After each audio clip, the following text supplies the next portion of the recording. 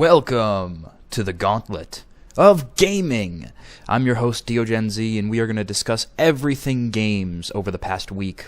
What was in the news about gaming that I caught, what games I've been playing, and maybe some game philosophical membrings of what RPGs are and why we love them so much, why they get so addicting, like Pokemon, which is a big part of this channel.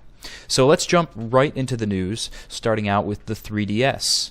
Recently there was a conference where some news was etched out about the 3DS from Nintendo, and one of the little tidbits we got a hold of this week is that there's a new 2D Super Mario Bros. Game coming to the 3DS. Now, we've already got a 3D platformer Mario game, which is Super Mario 3D Land, but this is probably going to be more like new Super Mario Bros. Style like we saw on Wii and DS, except it's going to have some 3D jutting out effects, so once more it's going to be like the 2.5D that we constantly are seeing, where they interact with the background somehow, but for the most part it's just there for visual pleasure. Unlike in Mario Land 3D, where seeing three-dimensional platforms and stumps and things and turtles, Koopas to jump on. Actually, there was like one turtle in that game, one Koopa to jump on, many Goombas. It makes a big difference because you can get the depth perception and you can jump down really far, but we're going to talk about 3D Land later. So expect that. Probably 2012. Who knows? There's very little information about it, but I'm pumped for it. Hopefully you guys are too. Any announcements of 3DS games really gets me pumped up. And speaking of new 3DS games, Nintendo recently let people download demos. So now you can decide on certain games if you want to buy them first by testing out the demo. There's already a Resident Evil demo up, and I think a Mario and Sonic at the Olympics demo. Unfortunately, since I have limited Wi-Fi, I was only able to download 34% of the Resident Evil 1 from Spot Pass and things, so I'm going to have to keep downloading that. But I think this is a tops idea. I've been wanting Nintendo demos since Wii.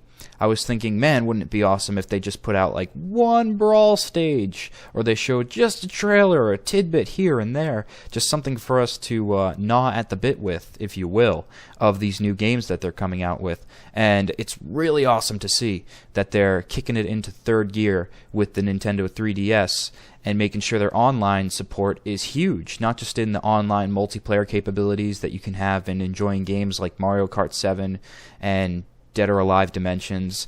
They also have it so that their 3D shopping experience, not 3D, sorry, their online 3DS shopping experience is up to snuff as well.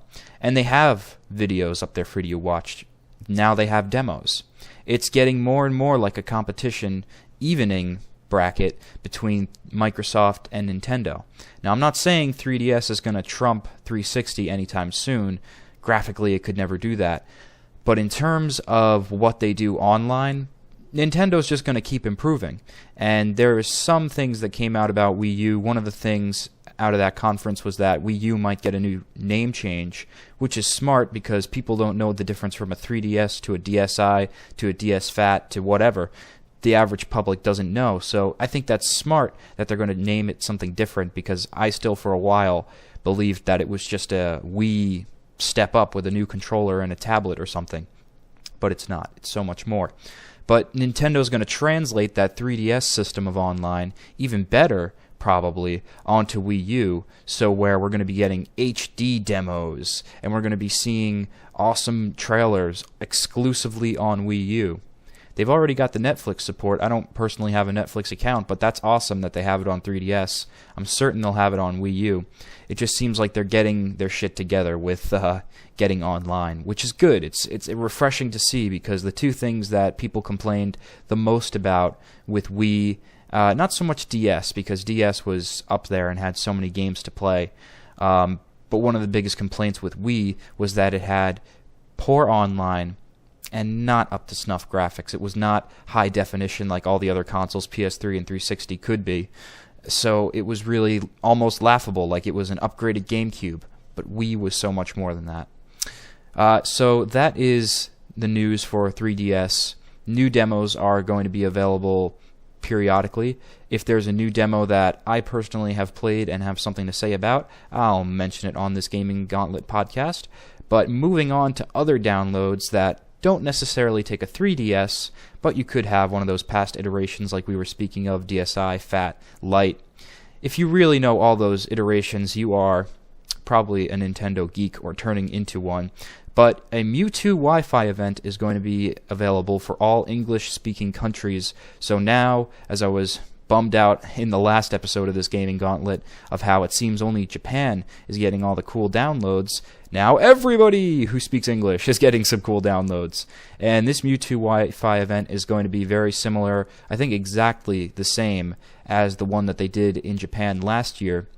So its moves are going to be Psy Strike, Shadow Ball, Aura Sphere, and Electro Ball. Pretty cool, pretty cool. That works out very well, especially for people who never got Heart Gold or Soul Silver, or even one of the Game Boy Advance games like Fire Red and Leaf Green, and then PAL parked it over like I did. I've got so many different Mewtwo's from events, and then ones I caught myself and translated over from many generations. It's humorous, but I can't wait to add this one to my cachet of Pokemon. The event will start on February 12th, and then it's not going to end anytime soon. I don't know. The close-off date is unavailable. So February 12th is the first time you can get it, and as soon as there is a window of shutting opportunity to get that Mewtwo, I'll mention it here on this podcast so you guys don't miss out on it. Seems like a very interesting event. I don't know if it corresponds with anything that else is going to be in the Nintendo games. Usually they try to do that. They try and put out events that have something to do with the next games that are going to be coming out or the next movies that are going to be coming out, but I don't think there's anything Mewtwo related. So it's a cool event. It's pretty much just an opportunity to give anyone who missed out on the 151 first gen, give them a chance to get all those old Pokemon back. And as a side note, wouldn't it be awesome, this has always been an idea that's been prodding at my mind for a long time, wouldn't it be awesome if there was a game that allowed you to get every single legendary in it? Just like an awesome Legends Fest. And it would have like a main story. I wouldn't necessarily want to say that the main story would be go to the gyms, defeat the evil team, get the badge, and get the Elite Four defeated. That's really a boring story that I'm tired of. So I would say a new story, but something that had you go on a quest to go after legends. And I guess this Nobunaga's Ambition, if you think about it, this new Pokemon game, it's going to be coming out pretty soon, in a couple of months. I believe it's launching in March. Bad news with that, though. It might be region locked. So I might not be able to import it and play it, because I don't know if I could get a Japanese DS or DSi anytime soon, but we'll have to see when it comes about. But it's kind of like that, where you're defeating all these region leaders, you're defeating all these people who are trying to make their claim in Pokemon and in the region. You're going to take on all their legendaries, and I don't know if you could keep them, but at least you get to fight them and feel the awesome force of these legendaries. That was really something that was cool in Mystery Dungeon, was that pretty much you got to see every single Pokemon. Of course, it was difficult to capture them, so to speak. Not really capture, but befriend them, so they would be on your team, be your ally, and travel many dungeons with you afterwards. But it was a very cool thing to see all the legends in one, and I would love to see it again. I don't know why we have to segment it into two different games, like, oh, you could get Zekrom in this one and Reshiram in that one, but not both in one game. So will it ever happen? I don't know. I would love to see it, but we will have to just wait on the Pokemon Company. But in news that is not related to the Pokemon Company, related to the DeoGenZ Company, I'm branching out. I'm getting or have already, a new channel called the DeoGenZ Blogs. You can check it out there. And basically it is what the name entails. It's all my blog videos. All the blog videos that are here, however, are going to stay here. Don't worry. Things that you watched, things that you favorited, they're going to remain on this channel. But what's going to be different is any blog from here on out that goes cannabis correction blog, something I got to say about Pokemon, something randomly on my mind, whatever it is, it's going to go on the DeoGenZ Blogs channel. So if you just like to hear me ramble on about random shit, I would go check out that channel. The main reason I made it is because everything was getting colossally mashed up together. I have the Gaming Gauntlet podcast, which goes in accordance with everything and remains in the featured video slot, while all the Let's Plays are uploaded throughout the week. But when you mix that with cannabis correction blogs and you mix that with other channel updates, it gets frustrating for people, and I had some people really enjoying the blogs and then some people really not enjoying the blogs and just wanted to see the good old DeoGenZ LPer who plays Pokemon and whatnot, and that's fine. But I'm going to not cut the cannabis correction blog so much as I am moving it to that channel. So anybody who liked that series, check that channel out. Anybody who wants to just get bonus content from me, because I'll be pretty much recording something daily. It's very nice. I can record with my Android device and upload there at any point with 3G. So check it out, my new blog channel. Other things that are new, however, on this channel, the LP channel of Spong Mario, is Sonic Generations. Sonic Generations, I had the poll up last week, asked you guys on the Gaming Gauntlet, you guys voted, and you decided that out of Jurassic Park or Sonic Generations, Sonic ran up into first place. So, by unanimous vote, Sonic Generations is now up on the channel. You can see, of course, the preview of what the awesome, gleaming content is. It's a gorgeous game, and anybody who has a 360 or PS3 or high-intensity graphics PC can be able to play this game, and on PC you could get it off of Steam. Real easy to download, not wasting plastic resources. That's the only thing that is a tad annoying about still Nintendo games, is they come in cartridges. But there has been some talk about the Nintendo Network and how they want to possibly in the future make their games downloadable, so there might be a downloadable Wii U game service in the foreseeable future. It would be really awesome if they went through Steam. I know some of the indie developers who programmed on WiiWare, like Notch, sorry, Alex Noisy. Notch never went to Nintendo. That would have been awesome, though. That's what I'm hoping, is that he goes to 3DS for 3D Minecraft. But the guys who made World of Goo, they all started on WiiWare, and then they moved out and branched out into Steam so they could reach a new audience. So it would be interesting if Nintendo went back to Steam and said, hey, want to do a downloadable game service? Something similar to how you work with PS3, but even cooler? Who knows? So anyway, besides that, Sonic Generations, it's up on the channel. It's a solid LP. Check it out. Another solid LP, unfortunately unable to get up on the channel lately, sitting privated on the channel, in fact, is Vladimir Z's Minecraft. I don't know what's happening, guys. Every time Vlad uploads, it doubles and creates more and more content on top of content, and not in a good way, not in a way that is entertaining in any sort or new or modern adventures through Minecraft. It just replays the video over and over and over again, extending out the time to an hour's length sometimes, and very much repelling the general audience seeing a 1 hour and more Minecraft daily LP. That is just, who has the time to watch that? I mean, really. I could understand it taking segments to watch all this podcast, I understand. But I don't understand why it's happening, and I was wondering if anybody has had this glitch before, if you could help me out. I've tried using the YouTube editor trim. It wouldn't work. It said that it was processing and never did. So it's still the old videos that repeat themselves and are redundant and are unnecessarily long. They're still there. They're still long. So if you've got any solutions, PM me and let me know, and we can get Vlad's LP back up and running. Now, what we have up and running for today's dubstep compilation is a bit of a mix of footage of Deus Ex and a music piece from Excision. It's called Swerve. I tweeted about this song earlier in the week, and it really hits the right frequency for me. You know, I was also thinking that probably a Mario Kart mix would be good with this too, thinking about going around the corners and such, swerving and drifting. But we'll talk about Mario Kart later in the podcast. So enjoy this dubstep compilation and let me know in the comments below what you think of the vibrations of Swerve.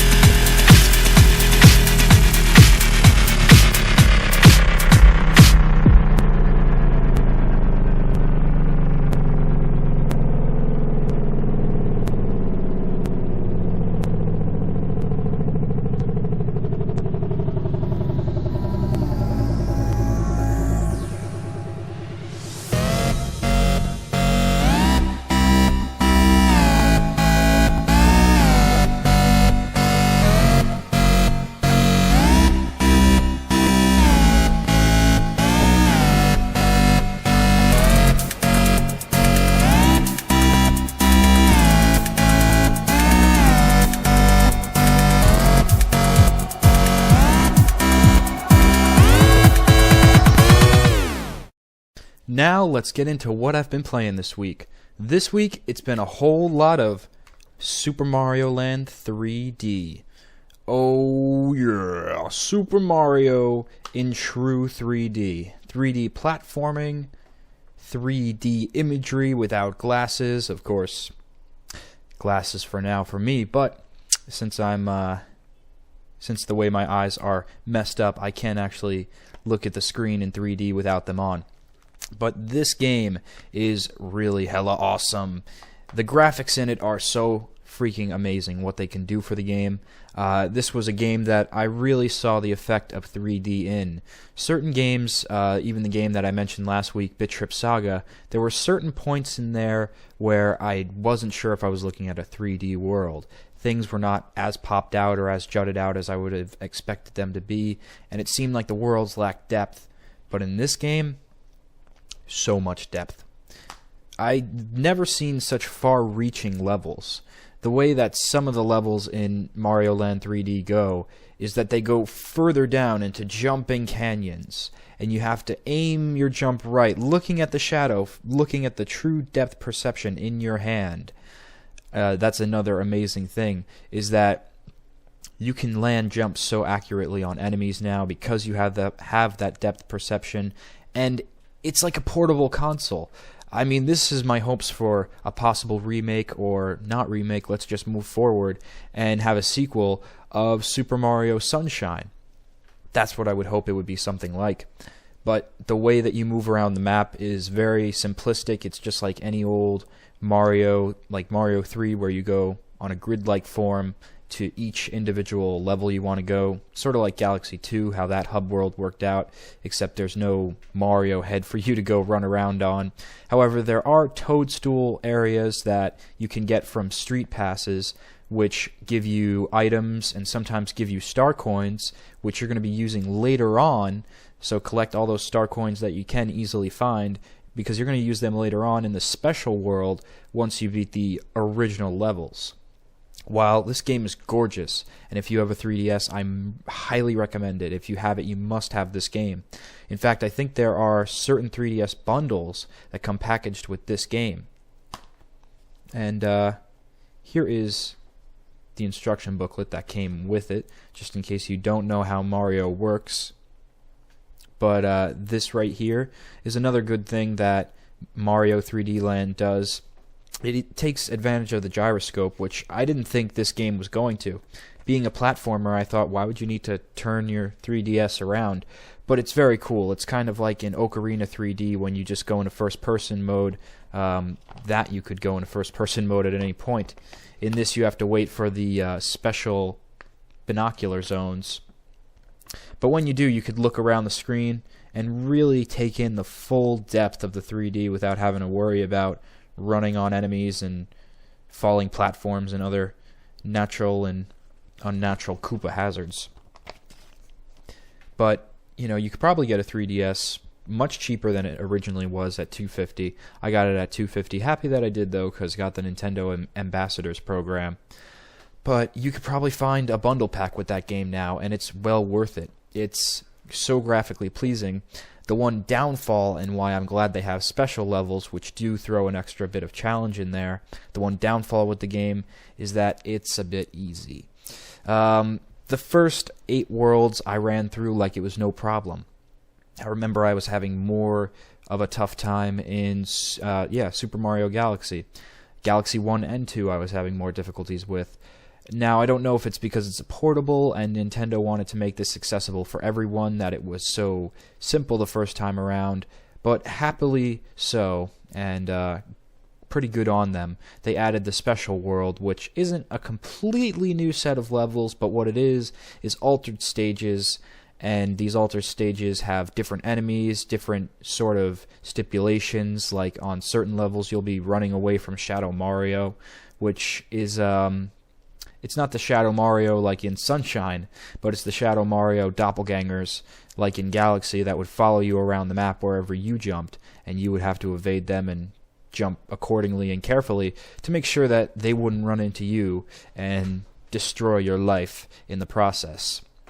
So that's pretty cool that it has that added bonus. And for people who have trouble on that special world, get out and meet some other people with 3DSs.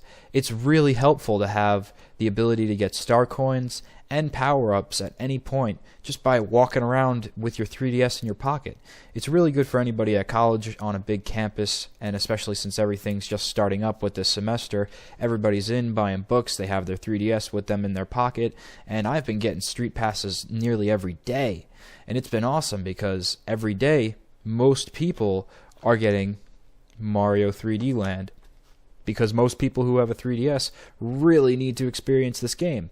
The only people who shouldn't experience it are people who loathe platformers, because there are other things to look at that are very awesome, very beautiful. You like fighters? Go check out Dead or Alive Dimensions. You like racing games?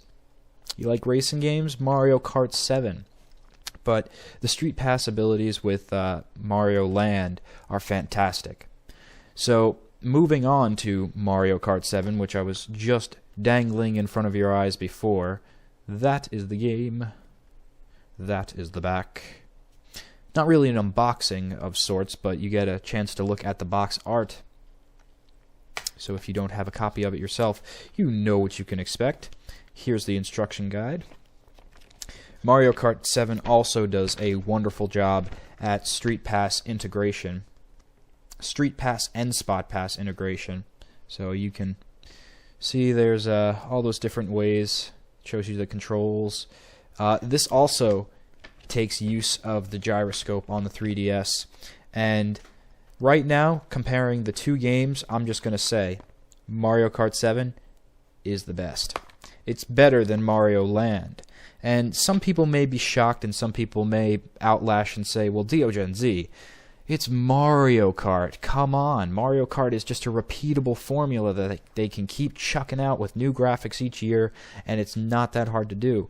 But on 3DS, they do it so well, and it's such a reoccurring game that I'm playing because I keep coming back for Spot Pass, Street Pass, and online challenges, that Mario Land, it just doesn't maintain its shelf life. Like, that's what I'm disappointed about, that I had to buy all this plastic for an experience that took me maybe 8 hours, maybe roughly 12 max.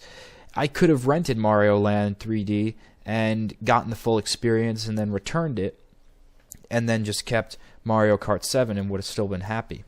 That's the thing, is that Mario Land being so easy on the first run, it's just kind of disappointing the second time, even in the special world. Sometimes the special world becomes more of a frustration zone where you're not experiencing new levels, you're just finding more and more tedium and frustration on a level that you already beat before, but now you got to go all the way back through, find more star coins, and then get defeated by enemies in an annoying position.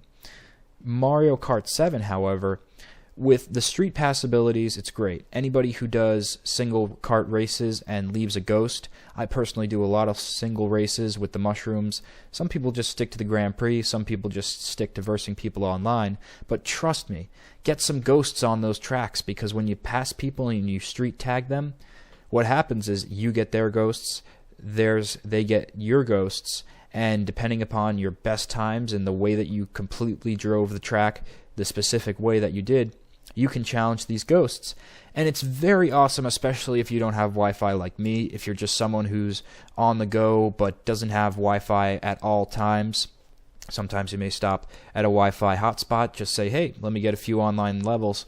But this allows you to get Spot Pass as well in almost an invisible way. Spot Pass is so seamless, just like the Street Pass. You get ghosts every time you go past, every day that you go past any Wi-Fi hotspot. So if you just pass a random Wi-Fi cafe enabled, bam, you've got some new ghosts to race.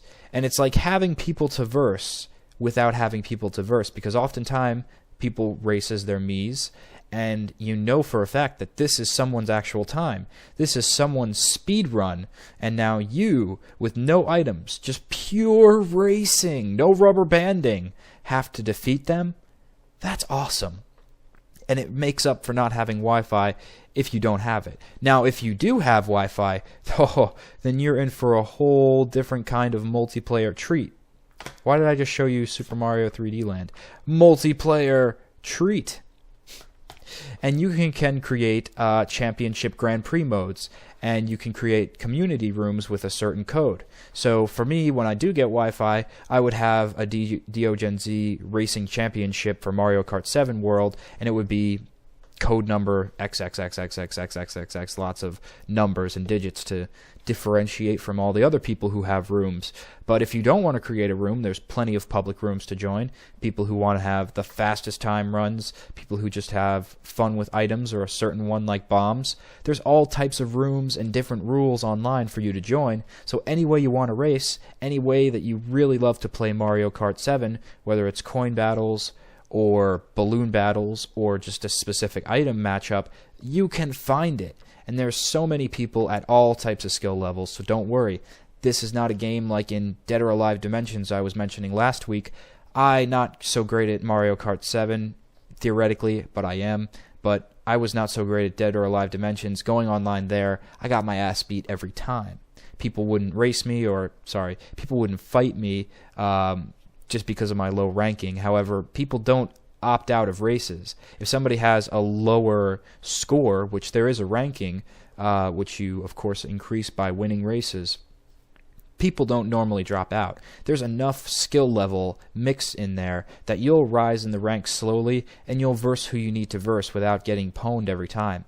And that's really important, because if it was just a downing experience every time and there was no possibilities of winning because every time you went against the pros who were all the way the fuck up in front and you couldn't track them, then why would you want to play anymore? It's just like they might as well be using some kind of Game Shark or something, which thankfully hasn't happened yet. But one thing you might want to look out for, this is a tip of the day if you want to say it like that. Not that I'm doing a tip of the day every time, but if I have a tip, then I certainly will play it out. But on Woohoo Loop, that's the one where you're going around the big Woohoo mountain from Wii Sports Resort, and also not Pilot Wings, but the Wii Sports 3D flying simulator game. I guess it was Pilot Wings Resort. That's exactly what it is, because it's on Wii Sports Resort, but Pilot Wings gameplay, because you get to fly planes on that. And I actually did get that game, loaned it out to a friend, and still have to get it back. But it is an enjoyable game, and that track specifically is a very fun track. However, you're going to notice that there is a certain way that you can kind of hack the system. Now, if all is working well, I could have a video playing that out. I got to, of course, test the technology. We will see in the post-production what happens. And maybe I'm not even saying the right track, but I'm pretty sure it's Woohoo Loop, where you can come to a point where you, right before a cave, drift and then mushroom blast off to the side, and you jump over into a pond, and that ends up shooting you out somewhere way farther in the track and superseding everybody who's just racing the correct way. Now, it's definitely going to be noticed as a problem. Anybody who's playing online is probably going to be seeing a lot of assholes who are trying to cheat the system. It's a fun thing to do. I played around with it and actually found out about it because of a ghost that I downloaded with Street Pass. And I couldn't understand, how did he win? I didn't see him the whole time. I thought I was ahead of him the whole time. Turns out that he did this glitch that jumped him into the pond and then shot him way further ahead. So look out for that glitch. The only way that you can get around that, I suppose, is by creating your own championship room, your own Grand Prix, and you all agree, the people who have that code and are in that room, that we're not going to be that guy. We're not going to be trying to jump and glitch through Mario Kart, because that's really frustrating when you're just trying to race. We're going to race through the whole track, because that is a gorgeous track. Another thing that's very similar to Mario 3D Land is it's so amazing in Mario Kart 7. The graphics are stunning. All the colors. The Rainbow Road, the classic one and the most modern one for 3DS version, are mind-boggling. I cannot explain to you or fully demonstrate, even in a video if it comes up there, how beautiful it is. You gotta see it in 3D. It's astounding. Now, I mentioned briefly before that it uses the gyroscope, and it uses the gyroscope pretty well. it uses it like you would as if it was a Wii Remote. So say this is my 3DS and you're tilting. It's just like a Wii Remote, where you tilt to turn, but it doesn't work with 3D. If you try to play with 3D, you're going to have to go like, and oftentimes you just don't get the turn right, and you end up wonking out your eyes and making the 3D visual effect skew off and giving yourself painful headaches. So my recommendation is, if you want to try first-person driving mode, which that's the way that you could steer, you're not just steering a cart like this in regular third-person viewing from the behind of the cart.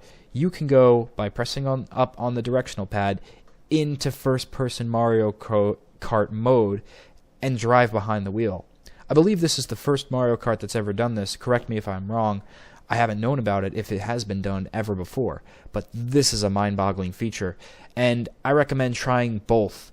The gyroscope, because it's fun to steer your DS at any point, and it's also great to steer with the C-pad, which is very tight, very solid, and set for drifting. I can drift wonderfully in this game. I think that drift was improved from the Wii version to 3DS. The Wii version, it seemed very clunky, kind of long and strung out. Mario Kart 7's drift is so smooth, and you can change the parts of your kart. So once you're done messing around with the gyroscope and you see the 3D without the gyroscope but in first person and playing with the circle pad, you can continue to mess around with the features and customize your kart.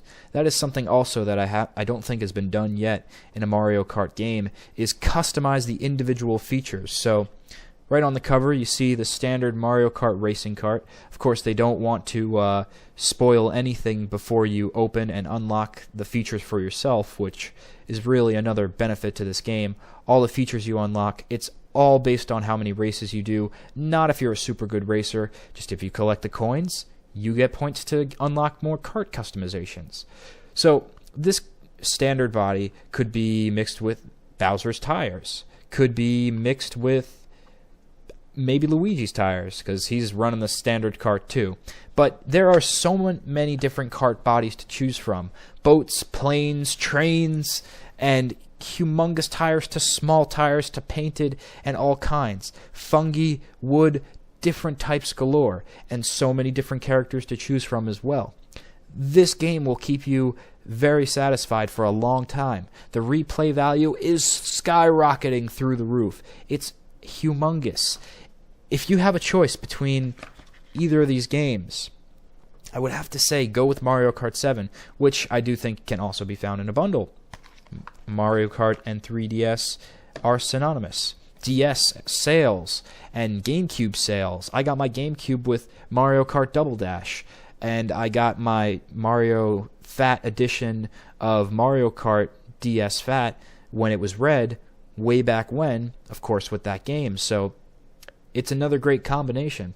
But if you're looking for the platformer that you want, you don't like racing games, you don't like competition, then definitely get Mario 3D Land. It's good, except it's very fast to beat. So, even just think about renting Mario Land if you can, and then getting a bundle of a 3DS and Mario Kart 7 would be fantastic, because you're going to have such a greater amount of replayability with Mario Kart 7 than Land. It's extraordinary. Of course, you have all the Grand Prix modes from 50 to Mirror Mode, which can all be unlocked subsequently by going throughout them and taking first as many times as you can. Being able to race ghosts all the time, being able to verse online a majority of different ways, whether it's specific rules or just getting online with people worldwide or in your region. It's easy to do, and it's fun too. I think Mario Kart 7 is a tops game for 3DS, and it's fantastic. I've been playing it mostly this week, and the other thing that I've been playing most, other than these 3DS games this week, is Minecraft. So now let's kick it with DeoGenZ's Crafting Corner.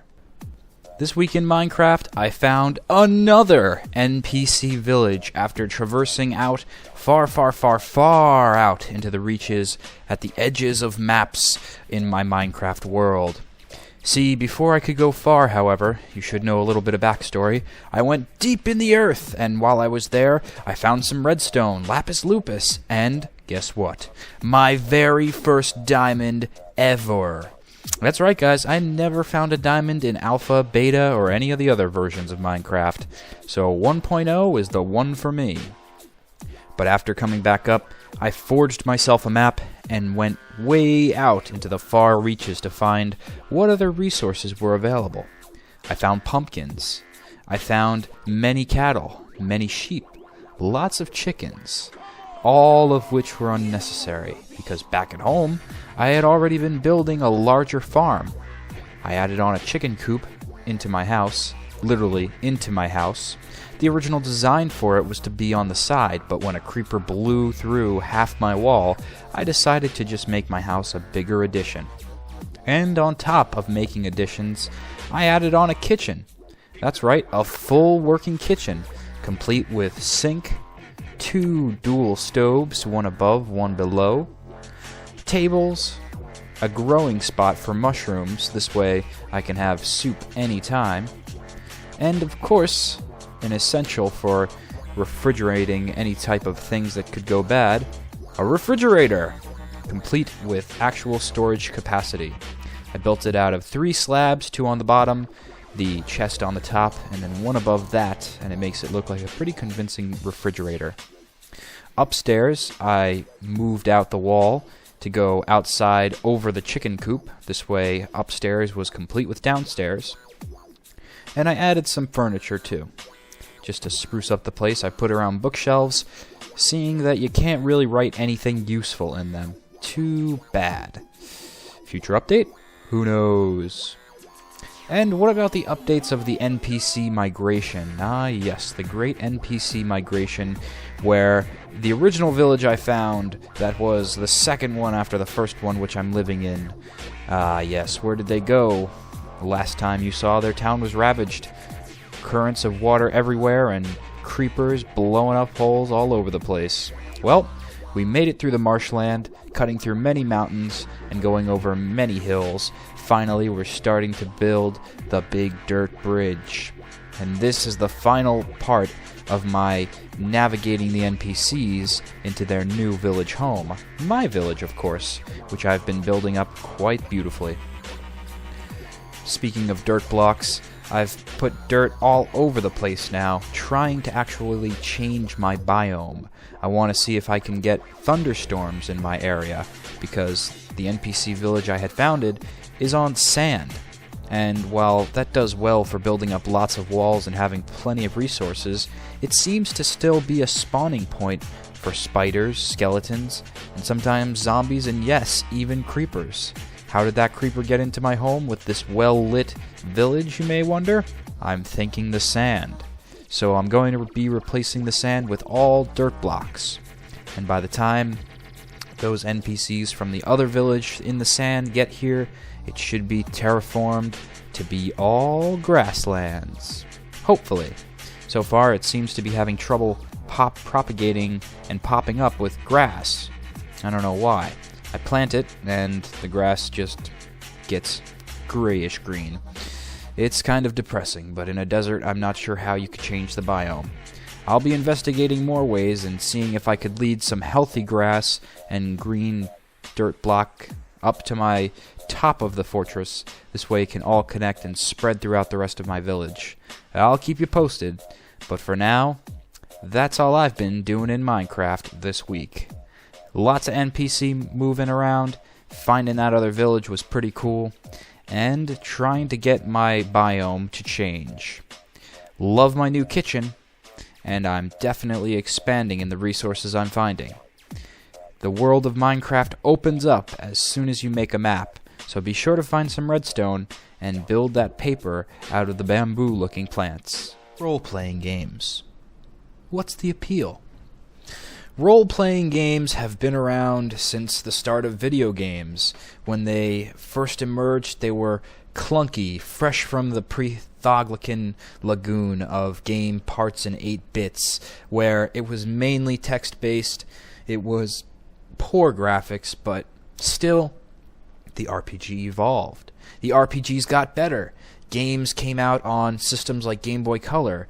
RPGs like Pokemon started to emerge that really appealed to the mass majority of game players out there.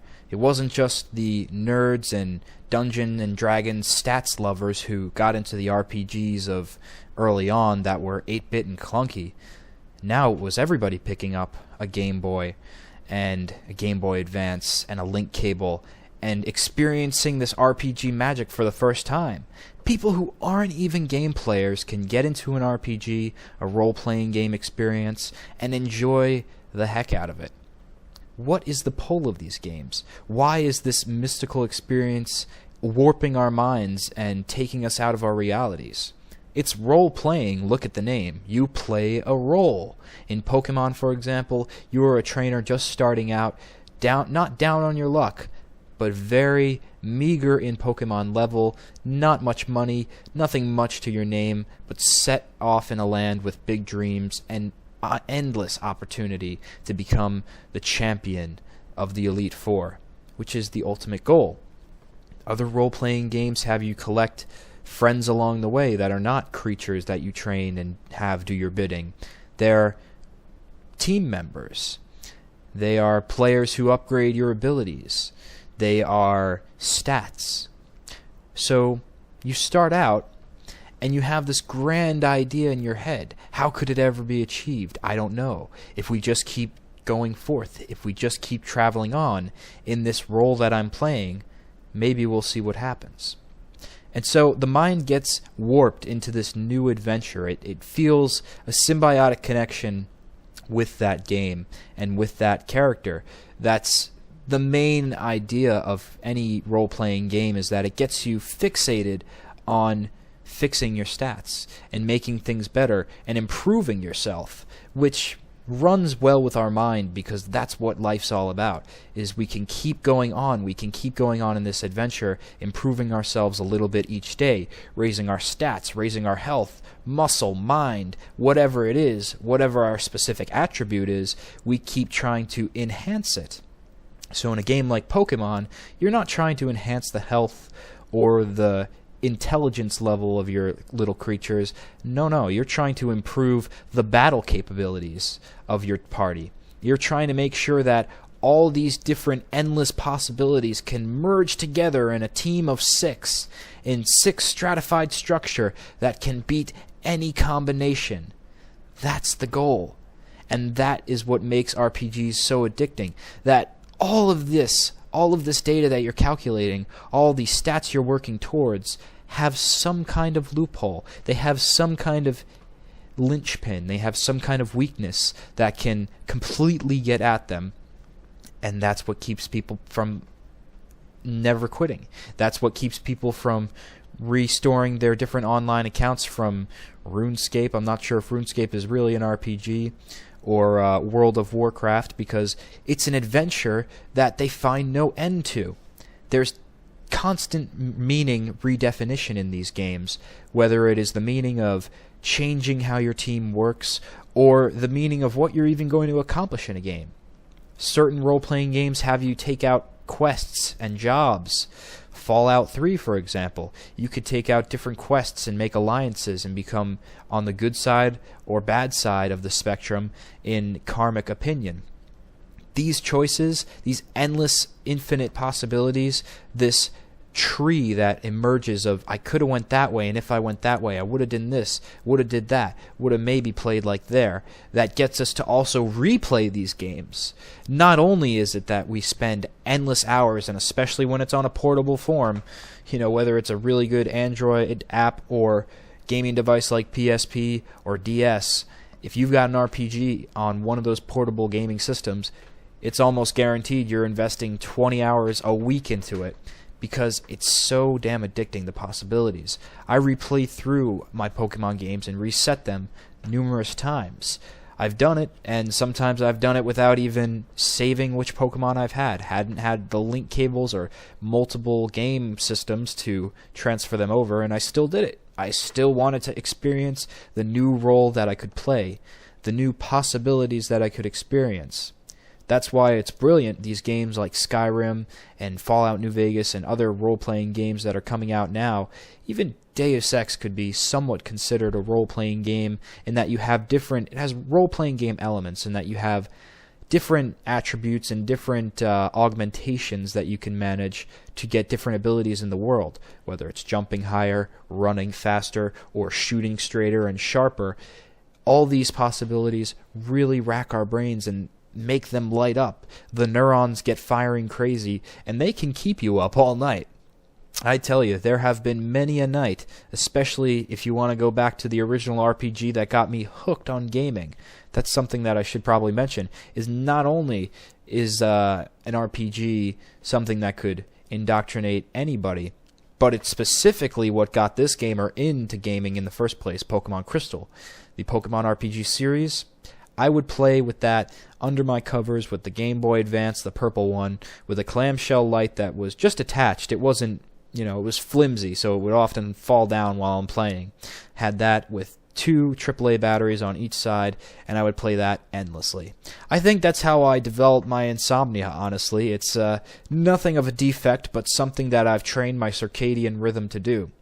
So all these different storylines you can go on and quests, it's really marvelous because you can just focus on something that's more stats-based. If you're a more stats-based player, you might want to do Final Fantasy, but even then, even some Final Fantasies now, and really throughout time, Final Fantasy has had a huge story I've personally never just been invested in because I know it's huge and I know I'll never get my hand around it with all the other games that I have to process. So Final Fantasy is great for the visual point and the story aspect, but a game like Pokemon, not the visual point, but the stats, it's also visually pleasing on some of the newer aspects, but Pokemon is more of a stats-based game, where you don't need much of a story. I would like to see more of a story, which hopefully as we see Nobunaga's Ambition coming out, we're seeing a turn where more story is becoming apparent and becoming more important. Overall, it doesn't matter. You get to the end, and what really counts is how you train your Pokemon, and especially in the Wi-Fi era, where online we can find endless partners at any skill level that could pwn us easily, or we could thwart if we find just the weaker level. But we know that we want to go for the harder competition. We know that we want to self-improve. And we know that there's always someone better than us out there. That's also another thing that gets at our mind, that idea to be the alpha, that idea to be the one. I'm on a master quest. I want the whole world to see. I want to be the very best. All those indoctrinating words of the Pokemon anime, man, they went right along with the RPG because you want to be the very best, and you never know how much you really are not the very best until you meet the online world. If you're just playing a single-player Pokemon game the whole way through, beating the Elite Four and thinking that's the tops, you're sadly mistaken, and there is somebody in Japan who can kick your ass till Tuesday with EV-trained Pokemon. So that is more all about the stats. But in games like Fallout, in RPGs like that have mixed element of shooter and Deus Ex and things like that, you get more of a story where you're playing this RPG specifically for the storyline that you are foraging on. It's funny because I wouldn't say Minecraft is an RPG of any sort, but it has RPG elements. It has durability on the weapons and tools that you use in the game. It has item stocks, which is very, very popular. Managing items and managing abilities, it's synonymous in RPGs, and it's part of that seductive quality that addicts us all. But if you're looking for more of a story, and you want to forage it on your own, and you want to see, what perspective would I take on this? If I was in this character's shoes, if I was in an irradiated wasteland, and I had nothing, I just escaped a vault, what would I do? Where would I first go? Would I scavenge? Would I join a dark alliance? Would I try to be a hero? Would I try and just mooch off a town? What would I do? These questions, these endless possibilities, this is what keeps us addicted to RPGs, and that's why role-playing games will always be in gaming history and why we will always find them so fantastic. That's my gaming philosophy for this week. And now, let's move on to Pokemon of the Week. Pokemon of the Week, speaking of Pokemon RPGs, is Lilligant. That is my pencil-drawn version of Lilligant. Hopefully it is light enough because the sun she sets and my brightness level's going down, but of course we can turn up the brightness level like that by lighting up the laptop. So Lilligant, if you want to see a more detailed, rendered out version of specifically what I'm talking about with this Lilligant, you can go to my website, which has been in the video the whole time, and you can check out the blog section, and that's the Pokemon of the Week. So this Pokemon's very interesting. With a Dream World ability and its normal ability, you could have two main types of sets. This is a special supporter kind of Pokemon, and it's a supporter in that it needs support. It needs some sunlight support. So as I need sunlight support, otherwise I'm getting these screens in my eyes, I can see the reflection. Oh well, hopefully that's not just too distracting, but we'll see. Yeah, this Pokemon needs sunlight too. You don't want to waste time to call Sunny Day with Lilligant because its defense of 75, special defense of 75. It's not going to last too long if it gets kapowed with a major fire move, especially by one that is EV trained specifically for whatever physical or special fire move they're going to throw at. So you can go with the move Chlorophyll, which will raise Lilligant's speed, which gives it that advantage to go first and hopefully outrun any fire hitter that's going to try and take it down, or flying type. That's the thing. If you want a more detailed look, check out the website, but it has a couple of weaknesses, this Lilligant, so that's why Chlorophyll's good, because you get to run faster. The other thing about it is that it's a special supporter. It needs the support from the sun so it can unleash its massive special attack of a Solar Beam. Solar Beam does 120 base damage, but of course with the sun on your side you don't have to worry about the charging side effect. The charging side effect would waste a turn of just trying to stock up sun.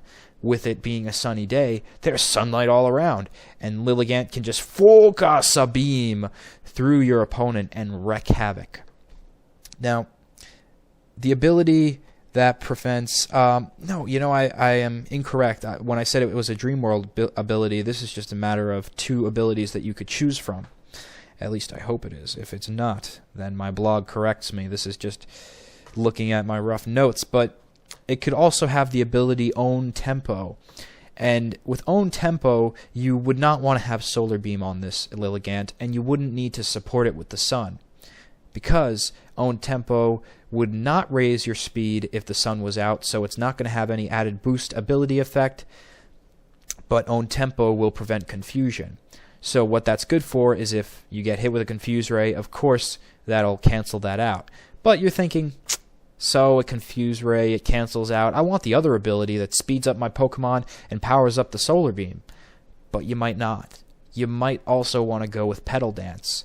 Petal Dance, it has the ability to hit with 120 base damage, very similarly to how Solar Beam works. Now, the only side effect of this thing, just like there's a side effect to Solar Beam, not that you have to charge Petal Dance, but you might get confused. After 2 shots, maybe 1 shot, sometimes 3 if you're lucky. After several shots of Petal Dance, your Pokemon will be confused. And when it's confused, of course it's going to be extra vulnerable. But with Own Tempo preventing confusion, you've got a 120 move that you can launch over and over and over and over again, one after another, and just eradicate all of your opponents with your Grass Power. Of course, you're going to want to do it wisely because this Pokemon does have a lot of weaknesses. But once you have it in, say, a Solar Beam set, you could really combine it and make a nasty duo. If you have the sun out and you have it planned in accordance with other Pokemon that will counterbalance fire, so maybe you have a Flareon with Flame Absorb to switch out in the off chance that a fire Pokemon might try to attack Lilligant, have that backup and have Flareon know Sunny Day. Flareon could hold on for a while and set up Sunny Day previously for Lilligant, and then it would be all set. Some other moves that you might find useful would be Grass Whistle, Dream Eater, which of course would have to go in combination. Otherwise, you want to switch out every time you put one Pokemon to sleep with one of your team members just to go to Lilligant to absorb their power? That's wasting too many turns. You don't want to do that. So Grass Whistle, problem with it is it's not high accuracy, so it's kind of like this on the use scale, but after Petal Dance and Solar Beam, it's a bit sad, but Lilligant doesn't have that many special attack options. It's a very limited attack. It's a very limited Pokemon and moveset, and its attacks are massive. It's very massive, and its abilities will counteract the side effects. But once you get past that, there's not a whole bunch at all that Lilligant can really do. More so, it just can't do much. So unfortunately, that's what Lilligant can possess. Again, if you want to have a more detailed description, go check out my blog at what'sinsidemyhead.com, because I have a whole listing set of how I put the EVs on that. So 510 EVs, how did I split them up? You're going to want to check that out. I don't want to waste the numbers in a video, because talking out numbers is just like blathering at the screen with nothingness. Unless you've got a notepad, or unless you've got your game in your hand and you're cross-referencing with a written source, numbers aren't going to be really good for you. They're just not going to do much, so I'll skip it. But what we won't skip this week is something awesome. We have comments and questions from last week's Gaming Gauntlet. And again, I remind you guys, if you want your question answered, just leave it in the comments section below. And anyone that gets thumbed up, I will definitely see. Anyone that doesn't, I probably will see anyway. I mean, I'm curious and I want to read all your comments. So feedback on the show, LPs you'd like to see, other things of that sort. And what have you been playing this week? How about that? I told you what I was playing this week. Lots of Minecraft and lots of 3DS. But what about you? Well, apparently, from last week, Hester X tells us that hit up that cool Emerald shit. Can't wait. Hope it's sooner than later. So Hester X suggested that Emerald comes sooner than later. Interesting perspective. I'll think about it. Let's move on to the next question/comment. Cyberdark Venom. In reference to what I was saying about how I'm sometimes ADD with how I play games and how I'm playing, of course, multiple games and Minecraft, multiple games at a time, just because I want to experience many different things at once, and just that's the way I play games. He said that I own over 100 games and I bounce constantly, so it's a pretty natural gamer thing, it seems, for you to have multiple titles that you're just going back and forth in between, because one game you get stuck in, you want to move on, not rage quit, you just move on and move on to the next experience. He let me know that AMV stands for animated music video, not a music video like I thought in last week's Gaming Gauntlet, so thanks for the tip. Animated music videos, if you've got a dubstep compilation, by the way, if I didn't mention already, post a video response to this Gaming Gauntlet, and I will include it in next week's episode, and of course give your channel a big fat shout out. So if you do dubstep, if you do game captures and you just want to remix it to an awesome dubstep that you have, then post it to a video response of this one, and I'll include it in next week's, and it'll be awesome. And the last thing that Cyber Dark Venom had mentioned is that he would like to see Emerald sooner than later too, or love to see Emerald sooner than later too. So with that, I do consider there has gone a lot of things have changed in a short amount of time on this channel, and now branching out into my other DeoGenZ blogs channel. So I am thinking that yes, Emerald will probably be coming sooner than later.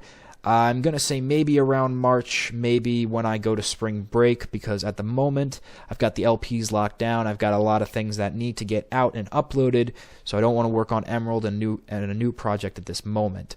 Of course, I've got to finish Crystal, so I'm hoping to get that all done by March. We got to have Kanto Adventures. Of course, we're not done by any small point, just finishing at the Elite Four. I'm all about going on the RPG level all the way and having all the adventures we can. So probably March we'll see Emerald. It's going to be a Nuzlocke challenge. It's something I've never done before, so we're going to see how I LP it. It's going to be interesting. It's going to be interesting, but it's been so long since I've seen the land of Hoenn, and I originally planned to do Emerald. It was just that Chugga came in, and happily so, you guys commented here. You also commented on my main channel and all these things, and in the voting polls of the Sonic Generations vs. Jurassic Park, what would you like to see? And a lot of you said that it doesn't matter if another LPer is doing Emerald at the same time. You're right, it really doesn't. Come to think of it, last year, Luigi and Matt Goldsman were doing Super Mario Sunshine at the same time. They were doing it differently, though. Pat's LP was 100% get all the coins. Matt's was just fun, let's play, let's have fun in Super Mario Sunshine with random bursts of commentary from different people. So that's pretty awesome too, and I realized that yes, it's going to be a different experience. I'm a different commentator. I have a different style of commentating, hands down. And I'm going to, of course, edit differently than Chugga is. We don't repeat each other's styles. And so it's even a different type of challenge. It's a Nuzlocke challenge. Nuzlocke, if you don't know, I'm not going to go into too much detail about it now because I want to save it for when Emerald's really coming out. Just want to say that it's confirmed. I'm going to do it earlier in 2012 than in fall, like I was thinking. So that's cool for you guys. And that about does it for this week's Gaming Gauntlet. Remember to check out my DeoGenZ Blogs channel. It's my new channel that I'm trying to get off the ground. I'm going to be probably posting commentary of my life, really, not comments. What, I'm going to post channel comments to my own channel? No. I'm going to post videos to it pretty much every day, sometimes multiple times a day, and it will just be random blog channel stuff, and of course the more serious cannabis correction blog, and if I have a philosophical musing, I'll probably put it on there too.